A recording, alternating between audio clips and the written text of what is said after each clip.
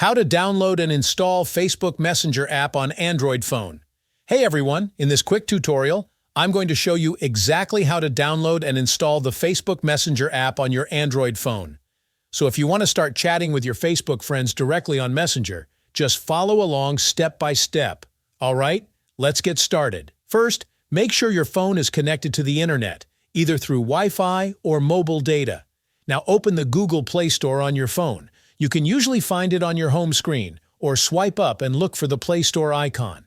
Once the Play Store is open, tap the search icon at the bottom. Then tap the search bar at the top and type in Messenger. Hit search. You should see Messenger text, audio and video chat by Meta pop up at the top with the familiar blue chat bubble icon. Tap on it. Now tap the install button. The app will begin downloading, and once it's finished, it will automatically install on your device. After installation is complete, you can open Messenger directly from the Play Store by tapping Open, or you can find the Messenger icon on your home screen or in your app drawer. When you open Messenger for the first time, it will ask you to log in with your Facebook account. Enter your details, and you're ready to start chatting, calling, and sharing with your friends. And that's it.